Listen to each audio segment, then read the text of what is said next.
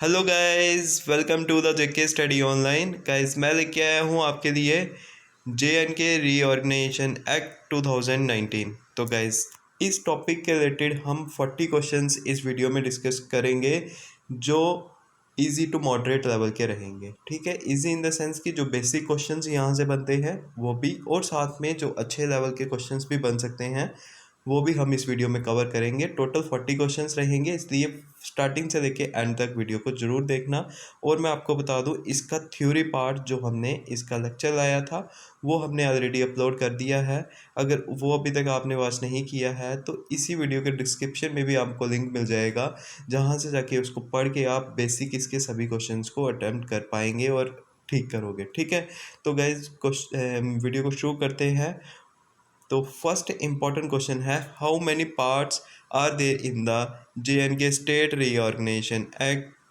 तो आपको सिंपली पूछा है कि कितने पार्ट्स हैं। ऑप्शंस हैं 5 पार्ट्स, B 14, C 8 और D 3 पार्ट्स। तो मैं आपको बता दूं, क्वेश्चन नंबर फर्स्ट का राइट रहेगा हमारा ऑप्शन B, यानी टोटल JNK रीऑर्गेनाइजेशन एक्ट के 14 पार्ट्स हैं। ठीक है, चलते हैं नेक्स्ट क्वेश्चन की ओर। नेक्स्ट क्वेश्चन है, how many sections are there in the JNK reorganisation act. तो आपको सिंपली पूछा है कि इसमें सेक्शंस कितनी है टोटल्स। तो आपके पास ऑप्शंस हैं 103, 106, 166 या फिर 153। अगर आपको राइट आंसर आता है आप कमेंट करके आंसर बता सकते हैं मुझे। तो मैं आपको बता दूं, क्वेश्चन नंबर सेकंड का राइट रहेगा ऑप्शन ए, यानी टोटल इसमें सेक्शंस हैं 103।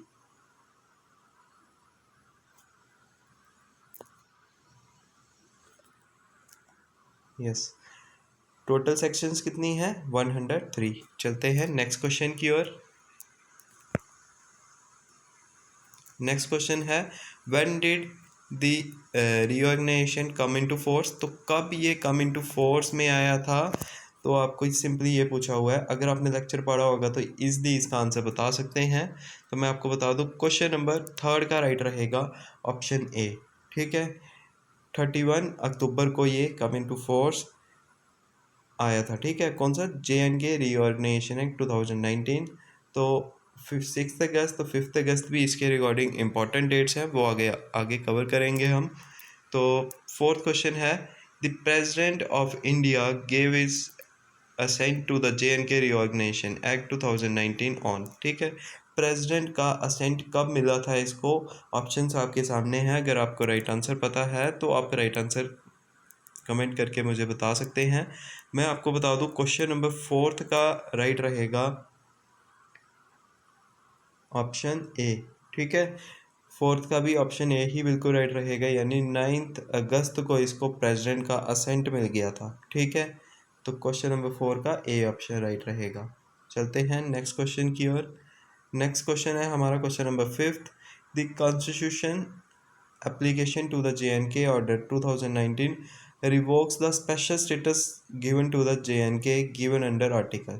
सिंपली आपसे पूछा है कि जो स्पेशल स्टेटस दिया गया था JNK स्टेट को, तो वो किस ऑर्डर के थ्रू था, किस आर्टिकल में ये मेंशन था। तो ऑप्शंस हैं कि 70 या फिर 35A या फिर C both A and B या फिर डी नन ऑफ दिस, इनमें से कोई भी नहीं।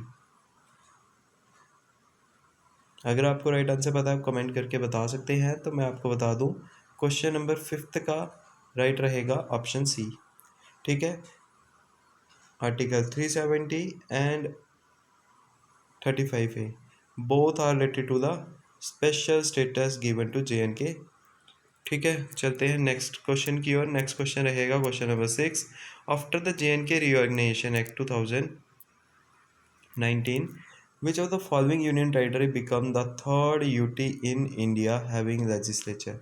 तो सिंपली आपसे पूछा है कि रीऑर्गेनाइजेशन एक्ट के पास बाद 2019 में जब ये पास हुआ था, तो उसके बाद यूनियन टेरिटरीज कौन सी ये थर्ड बन गई थी जिसके पास लेजिस्लेचर था। ठीक है, लेजिस्लेचर का मतलब अगर आपने देखा होगा तो लेजिस्लेटिव असेंबली। ठीक है, तो ऑप्शंस हैं A JNK, B Ladakh, C Dadra and Nagar and Daman and Diu, इन दोनों को मर्ज कर दिया गया था, ये भी आपको पता होगा। और D all of the above.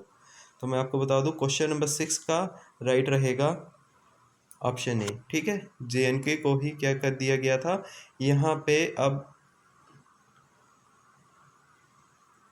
Legislative council को तो अबॉलिश कर दिया गया था, लेकिन लेजिस्लेटिव असेंबली स्टिल यहाँ पे वर्क करती रहेगी। ठीक है, यहाँ पे भी क्या CM और साथ में काउंसिल ऑफ मिनिस्टर्स होंगे। ठीक है, तो चलते हैं नेक्स्ट क्वेश्चन की ओर। नेक्स्ट क्वेश्चन है question number 7। Article 370 that give special status to the former JNK state is in which part of Indian constitution. तो ये कौन से पार्ट में है इंडियन कॉन्स्टिट्यूशन के? तो ऑप्शन है पार्ट 21 में, ऑप्शन बी है पार्ट 1 में, ऑप्शन सी है पार्ट 3 में, या फिर नन ऑफ द अबव। अगर आपको राइट आंसर पता है आप राइट आंसर बता सकते हैं मुझे, मैं आपको बता दूं ये है पार्ट 21 में। ठीक है, आर्टिकल 370 जो है जिसमें special status to the former JNK state, अब तो UT बन चुकी है इसलिए फॉर्मर JNK स्टेट लिखा है। तो ये कौन से आर्टिकल में था? 370 में, और साथ में ये अगर पार्ट पूछा जाएगा तो पार्ट 21 में। ठीक है, चलते हैं नेक्स्ट क्वेश्चन की ओर। ये बिल्कुल बेसिक क्वेश्चंस हैं, लेकिन अगर नहीं आपने किए हैं तो आप इनको गलत भी करके आ सकते हैं। ठीक है, इसके बाद नेक्स्ट क्वेश्चन है question number 8। After the JK Reorganization Act, the provisions of Article 239A of Indian Constitution are now applicable to JNK UT.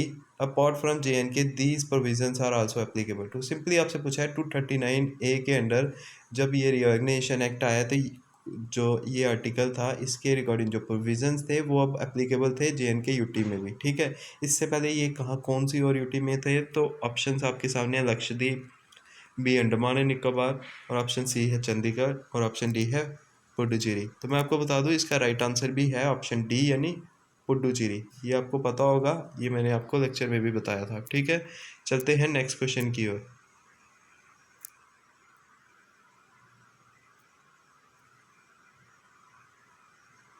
Next question है विच of the following article of Indian constitution gives the interpretation of article 370। तो इनमें से कौन सा article है जो interpreted करता है आर्टिकल 370 को? ऑप्शंस आपके सामने हैं। क्या ये आर्टिकल 371 है, 367 है, या 360 है, या फिर इनमें से कोई भी आर्टिकल सही नहीं है? ठीक है, अगर आपको राइट आंसर पता है आप राइट आंसर बता सकते हैं मुझे। मैं आपको बता दूं क्वेश्चन नंबर 9 का राइट रहेगा ऑप्शन बी यानी आर्टिकल 367। ठीक है, आर्टिकल 367 ही इंटरप्रेट करता है, इंटरप्रिटेशन देता है आर्टिकल 370 की। चलते हैं नेक्स्ट क्वेश्चन की ओर। नेक्स्ट क्वेश्चन रहेगा with the introduction of JNK Reorganization Act, state of Jammu and Kashmir was bifurcated into two UTs, namely JNK and Ladakh। ठीक है, which article of the Indian Constitution deals with the bifurcation of existing states? तो आपको simply पूछा है कि JNK reorganisation act में Jammu and Kashmir state को divide कर दिया गया 2 UTs में, जम्मू एंड कश्मीर और साथ में लद्दाख को। ठीक है, तो सिंपली आपसे पूछा कौन सा ऐसा आर्टिकल है जो ये अथॉरिटी देता है कि आप इंडियन स्टेट्स को बाइफरकेट कर सकते हैं। ठीक है, तो ऑप्शंस आपके सामने है आर्टिकल 3, आर्टिकल 2, आर्टिकल 4, और ऑप्शन डी है नन ऑफ दीज। इनमें से कोई भी ऑप्शन सही नहीं। ठीक है, आपको अगर राइट आंसर पता है तो आप राइट आंसर बता सकते हैं। मैं आपको बता दूं क्वेश्चन नंबर 10 का राइट रहेगा ऑप्शन ए यानी आर्टिकल 3। आर्टिकल 3 में ही ये लिखा हुआ है कि आप बाइफरकेट कर सकते हो स्टेट को विद 2 पार्ट्स या 3 पार्ट्स, जितने भी पार्ट्स होंगे, simply bifurcation of the existing states. ठीक है, आर्टिकल 3 में लिखा है। बहुत ही इंफॉर्मेटिव रहने वाला है ये लेक्चर, आपको कंटिन्यू लास्ट तक देखना है, क्योंकि यहीं से आपको क्वेश्चंस में, मैं आपको कहता हूँ JK SSB में क्वेश्चंस में देंगे, क्योंकि बहुत ज़्यादा वेटेज रख रहा है आजकल JNK रीऑर्गेनाइजेशन एक्ट। जैसे आप प्रीवियसली जो रिसेंटली अभी एग्ज़ाम्स हुए हैं उनमें भी देखा होगा कि JNK रीऑर्गेनाइजेशन एक्ट से बहुत ज़्यादा क्वेश्चंस आ रहे हैं, ठीक है। तो चलते हैं नेक्स्ट क्वेश्चन की ओर। Jammu and Kashmir reorganisation bill was passed by, तो ये पास तो हुआ था, क्या ये सिंपल मेजॉरिटी से हुआ था, स्पेशल मेजॉरिटी से, एब्सोल्यूट मेजॉरिटी से, या नन ऑफ द अबव।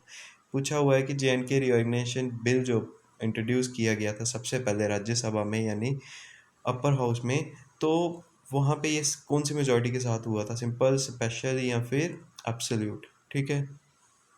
आपको राइट आंसर पता है, आप कमेंट करके बता सकते हैं।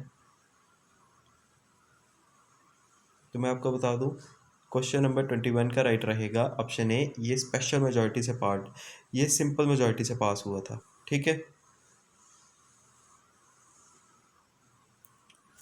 याद रखिएगा, सिंपल मेजॉरिटी से ये पास हुआ था। चलते हैं नेक्स्ट की ओर। नेक्स्ट क्वेश्चन है क्वेश्चन नंबर 12।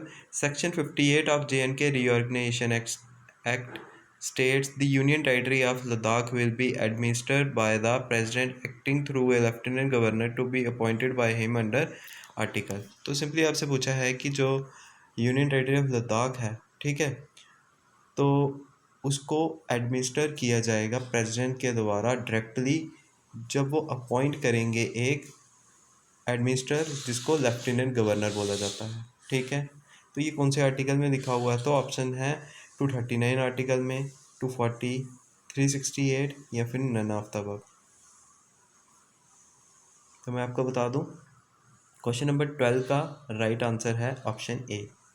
ये 239 आर्टिकल में लिखा हुआ है कि लद्दाख में जो डायरेक्टली कंट्रोल किया जाएगा प्रेसिडेंट के द्वारा, ठीक है, लेकिन अपॉइंट किया जाएगा वहाँ पे लेफ्टिनेंट गवर्नर को, ठीक है। अपॉइंट कौन करेगा लेफ्टिनेंट गवर्नर को, तो प्रेसिडेंट ही करेंगे।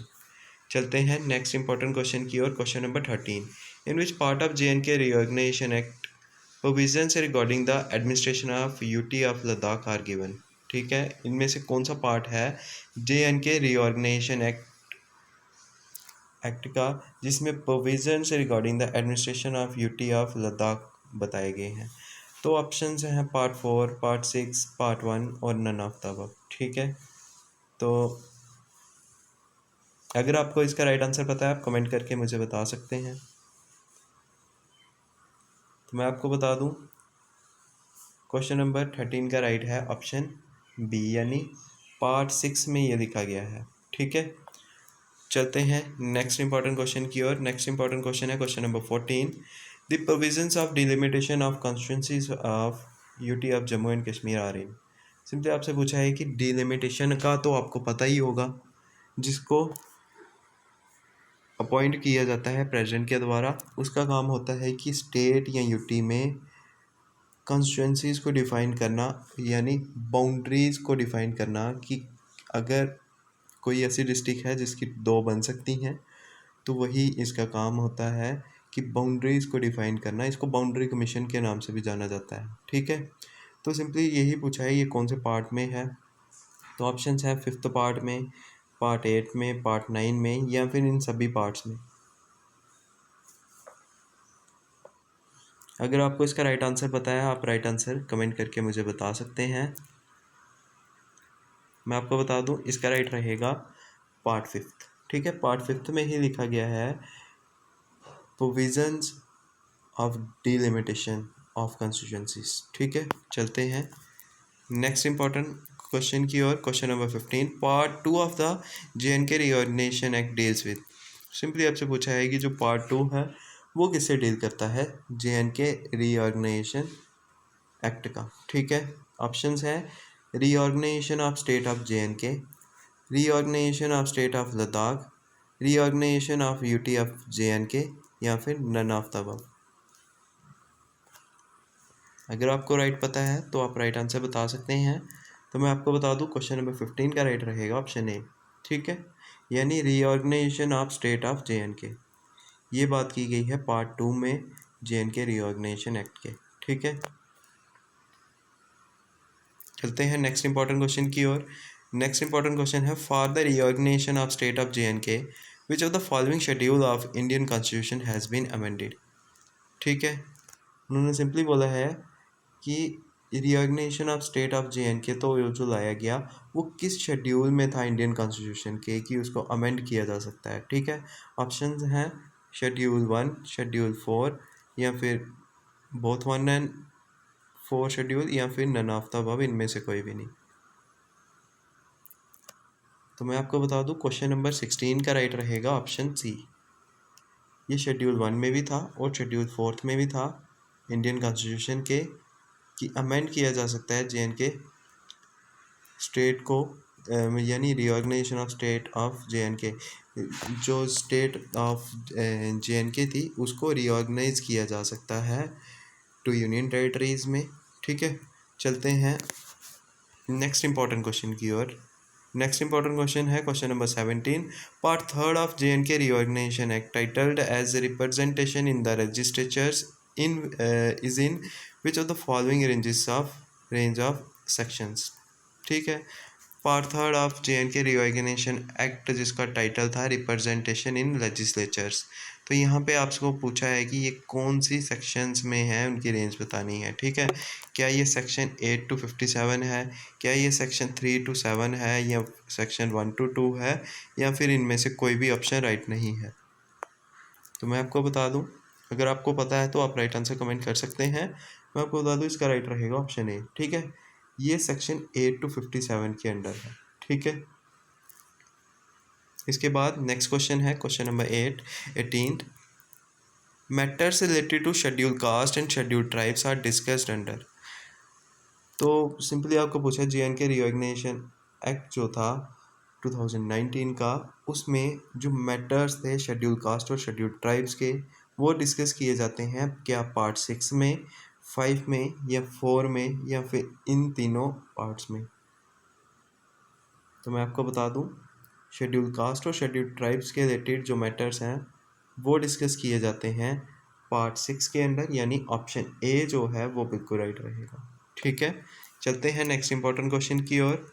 नेक्स्ट इंपॉर्टेंट क्वेश्चन है according to section 75 of JNK reorganisation act the high court of JNK shall be the, ठीक है। क्या वो कॉमन हाई कोर्ट होनी चाहिए both UTs of Jammu and Kashmir and Ladakh, या फिर सेपरेट कोर्ट होनी चाहिए JNK की, या फिर ओनली फॉर लद्दाख यूटी होनी चाहिए, ठीक है, जो ऑलरेडी एग्जिस्टिंग हाई कोर्ट थी। तो या फिर इनमें से कोई भी ऑप्शन नहीं है, ये डी ऑप्शन है। आप राइट आंसर कमेंट करके बता सकते हैं। तो मैं आपको बता दूं 19 का भी राइट रहेगा ऑप्शन ए, ठीक है। ऑप्शन ए जो है वो बिल्कुल राइट रहेगा क्वेश्चन नंबर 19 का, यानी common high court of both the UTs, ये बात की गई थी सेक्शन 75 में, ठीक है। चलते हैं नेक्स्ट इंपॉर्टेंट क्वेश्चन की ओर। नेक्स्ट इंपॉर्टेंट क्वेश्चन है the advocate general of UT of JNK is appointed under, ठीक है।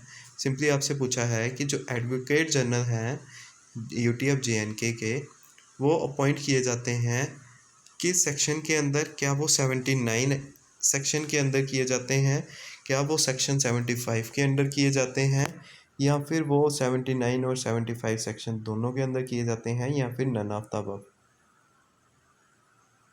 मैं आपको बता दूं क्वेश्चन नंबर 20 का राइट रहेगा ऑप्शन ए, यानी सेक्शन 79 के under advocate general of UT of JNK को अपॉइंट किया जाता है, ठीक है।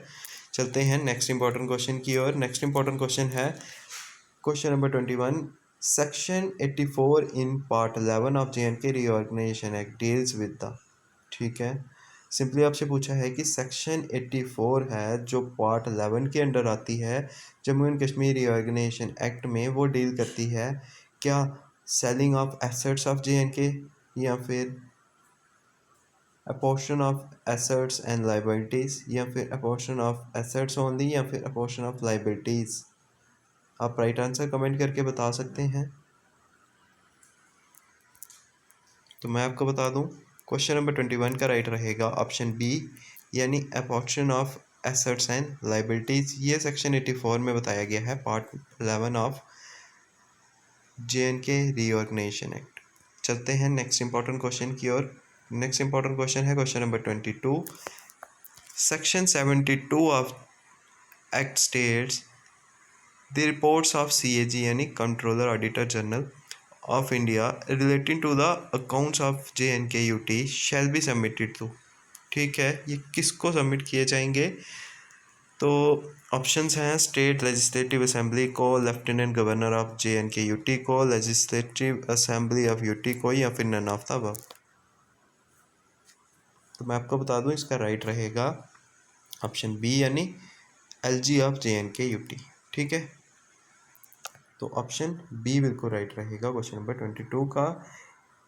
जो भी रिपोर्ट्स होंगी CAG की रिगार्डिंग या फिर रिलेटेड टू द JNK-UT वो सबमिट किए जाएंगी लेफ्टिनेंट गवर्नर ऑफ JNK-UT को। ठीक है, चलते हैं नेक्स्ट इंपॉर्टेंट क्वेश्चन की ओर। The newly set up delimitation commission for the UT of JNK has proposed to increase how many seats for Kashmir division. तो यहाँ पे आपको सिंपली पूछा है कि कितनी सीट्स कश्मीर डिवीज़न में इंक्रीज होंगी अकॉर्डिंग टू डिलिमिटेशन कमीशन जो अपॉइंट किया गया था। ठीक है, देख लेते हैं ऑप्शंस हैं क्या। 6 वहाँ पे सीट्स बढ़नी चाहिए, 1 सीट, 16 सीट, या फिर नन ऑफ द अबव।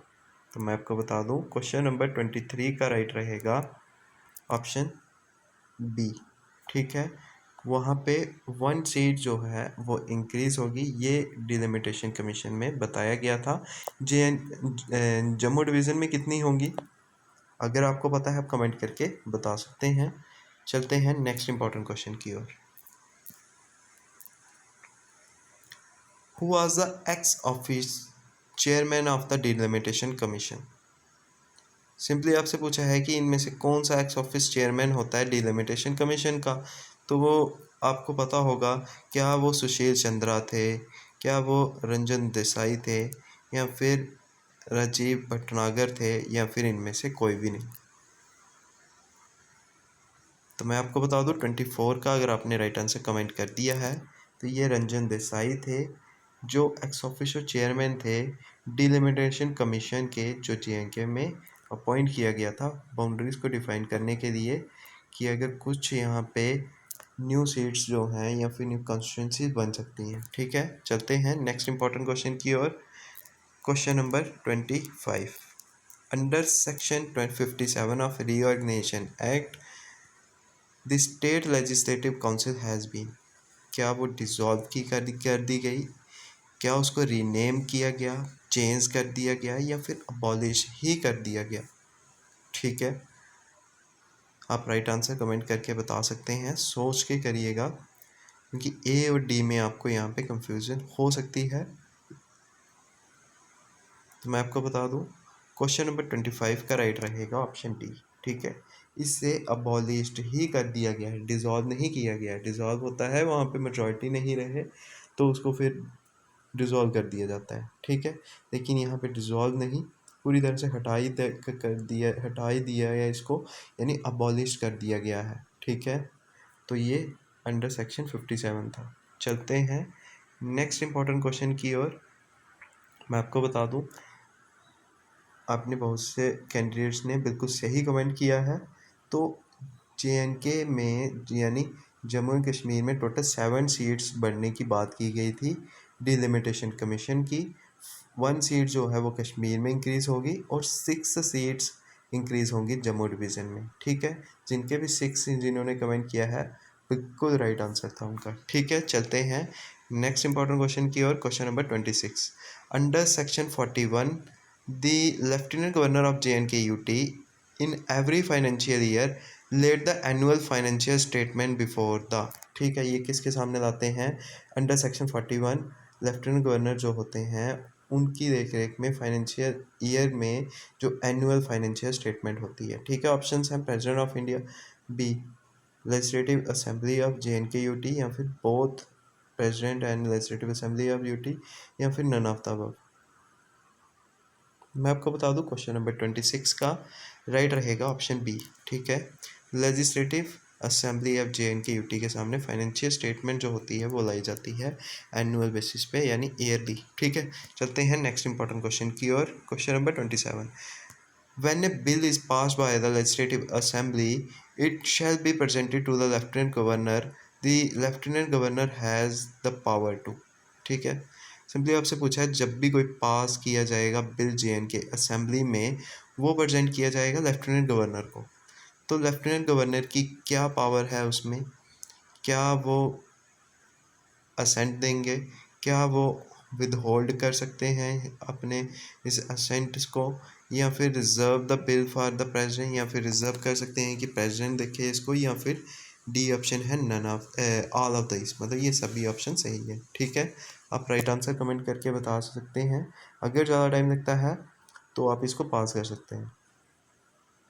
मैं आपको बता दूं क्वेश्चन नंबर 27 का राइट है ऑप्शन डी। ठीक है, ये सारी पावर्स जो हैं ये लेफ्टिनेंट गवर्नर के पास हैं कि वो असेंट भी दे सकते हैं, इवन विद होल्ड कर सकते हैं इसको, ठीक है, अपने असेंट को। और तो और वो क्या कर सकते हैं, reserve the bill for the president, वो रिजर्व भी कर सकते हैं कि ये प्रेसिडेंट इसको आके खुद देखें। ठीक है, तो ऑप्शन डी बिल्कुल राइट रहेगा क्वेश्चन नंबर 27 का। चलते हैं 28 क्वेश्चन पे। क्वेश्चन नंबर 28 है the quorum to constitute a meeting of legislative assembly is. ठीक है, सिंपली आपको पूछा है कि एक मीटिंग जो कंस्टिट्यूट की जाएगी उसके लिए कितने मेंबर्स का होना ज़रूरी है, उसे कहा जाता है कोरम। ठीक है, तो कितने मेंबर्स वहाँ पे होने चाहिए, क्या वो 1/10 ऑफ द टोटल मेंबर्स होने चाहिए, या फिर सिर्फ 10 मेंबर्स ऑफ द असेंबली होने चाहिए, या फिर बोथ 10 भी होने चाहिए, 1/10 भी होने चाहिए, या फिर D option none of the above. तो मैं आपको बता दूं क्वेश्चन नंबर 28 का राइट रहेगा ऑप्शन सी। ठीक है, या तो वो 1/10 ऑफ द टोटल मेंबर होने चाहिए, या फिर वो टोटल 10 मेंबर्स भी होंगे असेंबली के, तो फिर भी ये चलेगा। ठीक है, तो क्वेश्चन नंबर 28 का सी ऑप्शन बिल्कुल राइट रहेगा। चलते हैं नेक्स्ट क्वेश्चन की ओर। नेक्स्ट क्वेश्चन है क्वेश्चन नंबर, यहाँ पे सेम नंबर्स इसको लगा दिए हैं। ठीक है, तो क्वेश्चन नंबर 29 समझ लीजिए आप इसे। Statement regarding the speaker of legislative assembly. ठीक है, स्टेटमेंट्स जो हैं speaker of the legislative assembly उसके रिगार्डिंग, क्या ही या फिर she shall not vote in the first instance, क्या वो फर्स्ट इंस्टांस में वोट नहीं करते हैं। He she exercise a casting vote, क्या वो एक्सरसाइज करते हैं कास्टिंग वोट।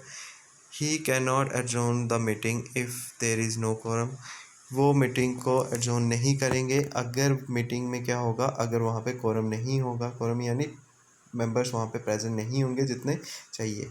ठीक है, ये 3 स्टेटमेंट्स थी, आपको राइट आंसर बताना है क्या स्टेटमेंट 1 ही करेक्ट है, क्या सेकंड वाली करेक्ट है, क्या 1 और 2 जो हैं वो करेक्ट हैं, या फिर ऑप्शन डी है ऑल करेक्ट। आप पूरा इनको देख के राइट आंसर लगा सकते हैं।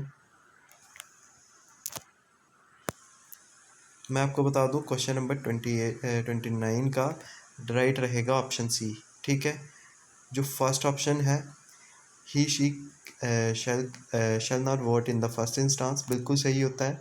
फर्स्ट इंस्टांस में वो वोट नहीं करते हैं स्पीकर, वो तब करते हैं जब दोनों के बीच में और टाई हो। ठीक है, टाई टाई मीन्स मतलब ड्रॉ जैसी सिचुएशन आ रही हो, दोनों साइड्स को इक्वल वोट्स हो, तब ऐसी कंडीशन में जो स्पीकर होते हैं वो वोट करते हैं। ठीक है, ये बिल्कुल सही बात है।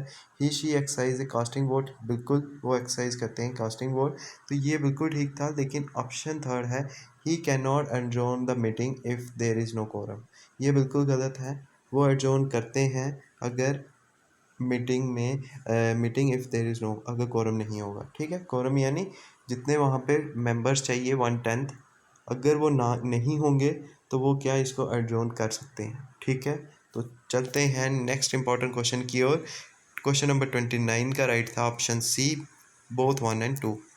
चलते हैं 29 क्वेश्चन की और every member of the legislative assembly shell make his her oath before the. ठीक है, हर एक मेंबर जो लेजिस्लेटिव असेंबली का होता है वो ओथ करते, ओथ पता है ना। ठीक है, तो ओथ बिफोर द किसके सामने, क्या वो लेफ्टिनेंट गवर्नर के सामने, स्पीकर के सामने, लीडर ऑफ द असेंबली के सामने, या फिर नन ऑफ द अबव। तो क्वेश्चन नंबर 29 का राइट रहेगा ऑप्शन ए, किसके सामने, तो लेफ्टिनेंट गवर्नर के सामने, एलजी के सामने। ठीक है, तो ऑप्शन ए बिल्कुल राइट रहेगा क्वेश्चन नंबर 29 का। चलते हैं नेक्स्ट इंपॉर्टेंट क्वेश्चन की ओर।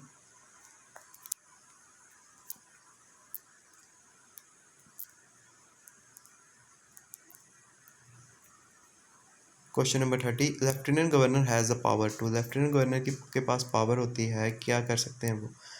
प्रोरोग्यू the house, dissolve the legislative assembly, he can nominate 2 women to the legislative assembly, या फिर all of the above.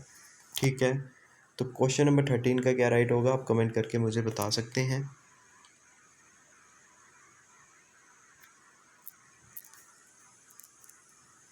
Sorry guys, हाँ जी ये क्वेश्चन था, आप राइट आंसर कमेंट करके बता सकते हैं। मैं आपको बताऊं क्वेश्चन नंबर 30 का भी राइट रहेगा ऑप्शन डी। ठीक है, यानी ऑल ऑफ दीज। चलते हैं नेक्स्ट इंपॉर्टेंट क्वेश्चन की ओर।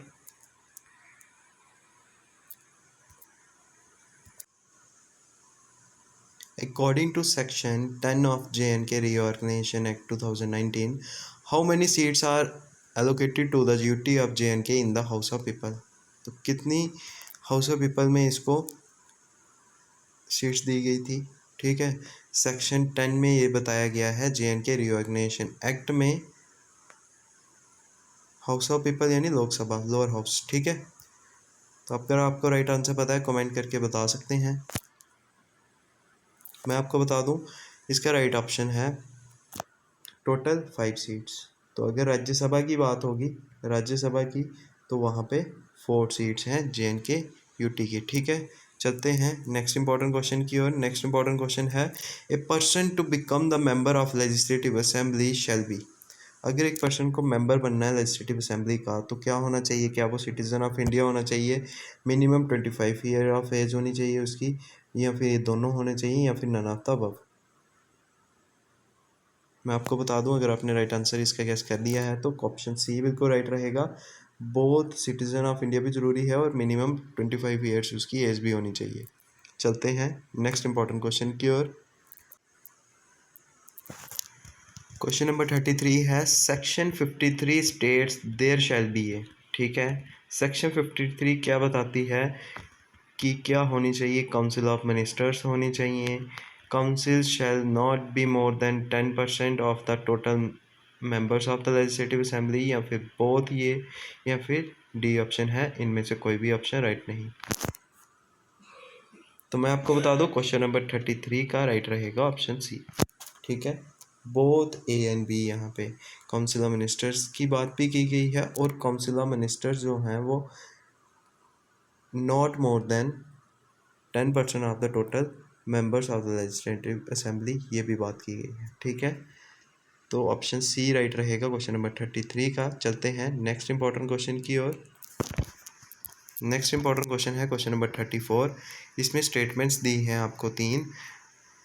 Section 67 deals with the consolidated fund of India, section 68 deals with the public accounts, section 69 deals with the contingency fund of J&K।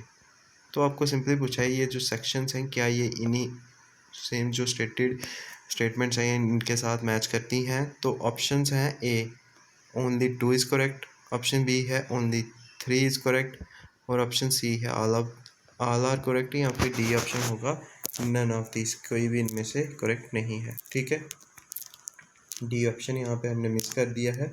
C option तक की आप रखिए। तो बताइए कौन सा राइट रहेगा क्वेश्चन नंबर 34 में?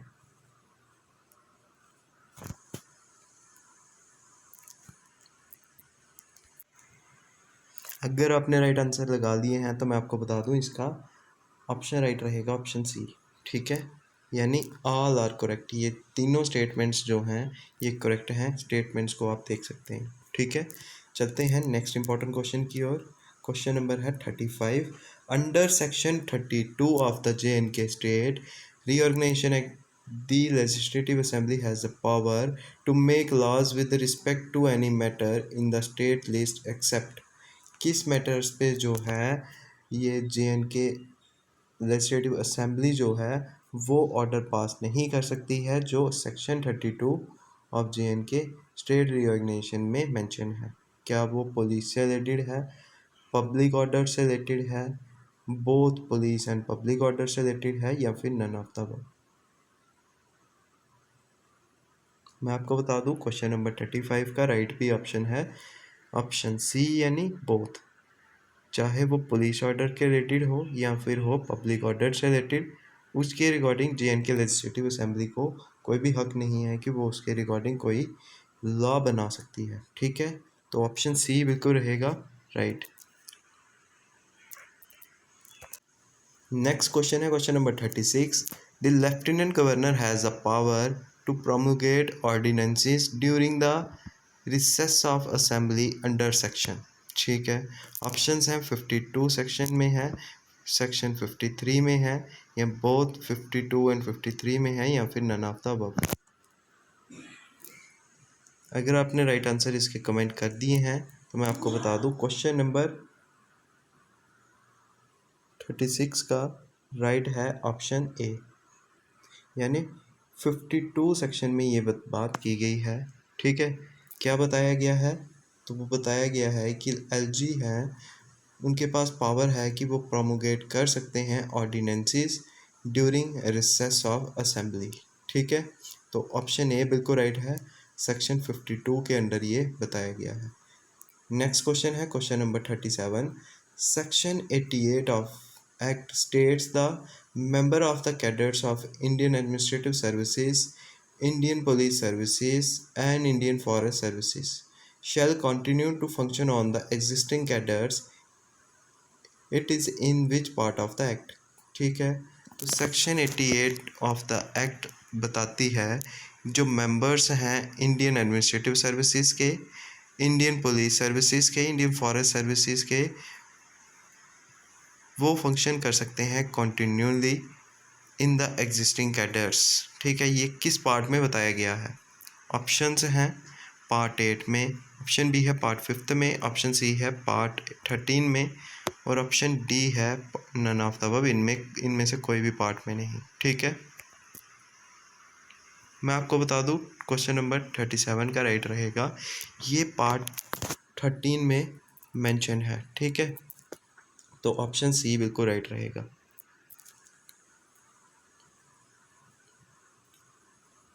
आई होप आप वीडियो को एंजॉय कर रहे होंगे, क्योंकि इसमें आपको इजी लेवल क्वेश्चंस भी देखने को मिले और एक थोड़े मॉडरेट लेवल के क्वेश्चंस भी आपको देखने को मिले। ठीक है, तो 38th क्वेश्चन है, according to which section the legislative assembly में adopt any one or more languages in JNK UT or Hindi as the official languages or languages to be used for official purpose in the union territory. Simply आपको बोला गया है कि कौन सी ऐसी section है legislative assembly जिसमें ये अडॉप्ट कर सकती है कि वो 2 से ज़्यादा यहाँ पे JNK UT में लैंग्वेजेस रखना चाहती है, या फिर किसी एक को ऑफिशियल लैंग्वेज बनाना चाहती है, या फिर बोल सकते हैं कि ऑफिशियल पर्पस के लिए किसी एक को चुन सकती है, लेकिन लैंग्वेजेस और भी रहेंगी यहाँ पे। ठीक है, तो ऑप्शंस हैं सेक्शन 47 में ऐसा बोला गया है, बी ऑप्शन है सेक्शन 48 में बोला गया है, सी ऑप्शन है बोथ ए एंड बी में बोला गया है, फिर डी ऑप्शन है नन ऑफ द अबव। तो मैं आपको बता दूं इसका राइट है ऑप्शन ए। ठीक है, ये सेक्शन 47 में बोला गया है, तो ए ऑप्शन बिल्कुल राइट रहेगा क्वेश्चन नंबर 38 का। चलते हैं नेक्स्ट इंपॉर्टेंट क्वेश्चन की ओर।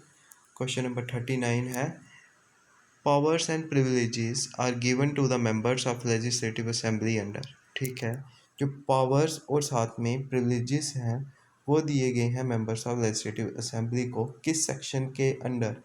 क्या वो सेक्शन 28 के अंडर दिए गए हैं, क्या वो सेक्शन 30 के अंदर दिए गए हैं, क्या वो सेक्शन 65 के अंडर दिए गए हैं, या फिर इनमें से कोई भी सेक्शन में नहीं? मैं बता दूं क्वेश्चन नंबर 39 का राइट रहेगा ऑप्शन बी। ये सब सेक्शन 30 के अंडर पावर्स एंड प्रिविलेजेस दिए गए हैं मेंबर ऑफ लेजिस्लेटिव असेंबली को। चलते हैं अपने आज के आखिरी क्वेश्चन की ओर। गाइज, अगर आपको वीडियो अच्छी लगी है तो वीडियो को लाइक और शेयर ज़रूर कीजिएगा। ठीक है, लाइक तो आपको करना बनता ही है अगर आपको वीडियो अच्छी लगी है। अगर कोई सजेशंस हैं तो आप कमेंट भी कर सकते हैं। ठीक है, तो 40th क्वेश्चन है, matters regarding the member of council of states are incorporated in which of the following schedule. ठीक है, तो कौन से शेड्यूल में ये बताए गए हैं matters related to member of council of states. क्या ये शेड्यूल 1 में है, क्या ये शेड्यूल 2 में है, क्या ये शेड्यूल 3 में है, या फिर शेड्यूल 4 में है। आपको अगर राइट आंसर पता है आप राइट आंसर बता सकते हैं। तो मैं आपको बता दूं, क्वेश्चन नंबर 40 का राइट रहेगा ऑप्शन ए, ये है शेड्यूल 1 में। ठीक है, इसी के साथ आज की वीडियो कंप्लीट होती है। Thank you.